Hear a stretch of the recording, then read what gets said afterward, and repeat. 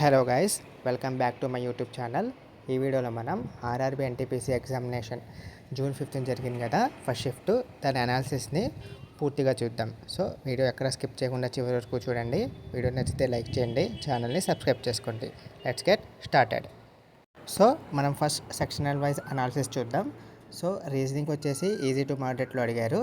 Numerical ability కూడా easy to మోడరేట్లో అడిగారు.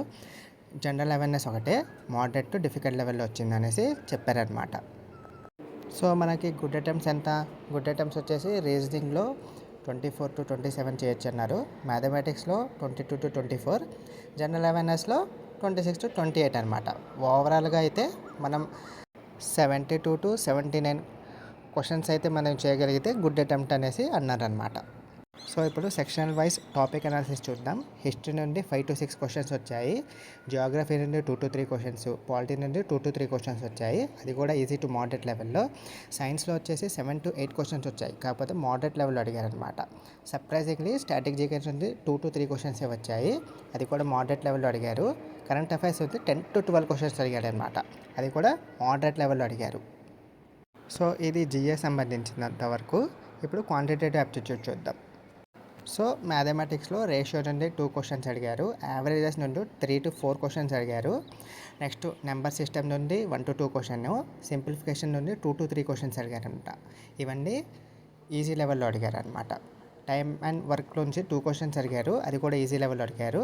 Time speed and distance నుంచి 1 క్వశ్చన్ అడిగారు, మోడరేట్ లెవెల్లో అడిగారు అనమాట. నెక్స్ట్ వచ్చేసి సింపుల్ ఇంట్రెస్ట్, కాంపౌండ్ ఇంట్రెస్ట్ నుండి 2 క్వశ్చన్స్ అడిగారు, అది కూడా మోడరేట్ లెవెల్లో అడిగారు. ప్రాఫిట్ అండ్ లాస్ నుండి 2 క్వశ్చన్స్ ఈజీ లెవెల్లో అడిగారు. ఎల్సిఎం అండ్ హెచ్సిఎఫ్ నుండి 4 క్వశ్చన్స్ వచ్చాయి, ఈజీగా వచ్చాయంట. పర్సంటేజెస్ నుంచి 2 క్వశ్చన్స్ వచ్చాయి, మోడరేట్ లెవెల్లో వచ్చాయి.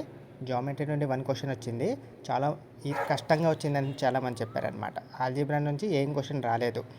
మెన్సురేషన్ నుంచి 2 క్వశ్చన్స్ వచ్చాయి, అది కూడా మోడరేట్ లెవెల్లో అడిగారు. ట్రిగ్నోమెట్రీ నుంచి 4 క్వశ్చన్స్ అడిగారు, చాలా ఈజీగా అడిగారు అనేసి అన్నారనమాట. డిఐ నుంచి ఏ క్వశ్చన్స్ రాలేదనేసి పిల్లలు చెప్పారనమాట. నెక్స్ట్ సబ్జెక్ట్ వచ్చేసి రీజనింగ్ నుంచి సీటింగ్ అరేంజ్మెంట్ నుండి 3 to 4 క్వశ్చన్స్ అడిగాడు, మోడరేట్ లెవెల్లో అడిగారంట. ఆడ్ వన్ అవుట్ నుంచి 1 to 2 క్వశ్చన్, సిరీస్ నుండి 2 to 3 క్వశ్చన్స్ అడిగారు. స్టేట్మెంట్ అండ్ కంక్లూషన్స్ నుండి 2 to 4 క్వశ్చన్స్ అడిగారు. Directions and sense and blood relation నుండి 1 క్వశ్చన్ అడిగారు, అది కూడా ఈజీ లెవెల్లో అడిగారనమాట. నెక్స్ట్ వచ్చేసి వెన్ డయాగ్రామ్ నుంచి, పేపర్ ఫోల్డింగ్ నుంచి 1 క్వశ్చన్ అడిగారు, అది కూడా ఈజీ లెవెల్లో అడిగారు. కౌంటింగ్ ఫిగర్స్ నుంచి 2 క్వశ్చన్స్ అడిగారు, అది మోడరేట్ లెవెల్లో అడిగారు. సర్ప్రైజింగ్ ఫ్యాక్ట్ ఏంటంటే సిలాజిజమ్స్ నుంచి అండ్ కోడింగ్ డికోడింగ్ నుంచి ఏ క్వశ్చన్స్ రాలేదన్నమాట. మిస్లీనియస్ నుంచి 2 to 3 క్వశ్చన్స్ అడిగారనమాట, అది కూడా మోడరేట్ లెవెల్లో అడిగారనమాట.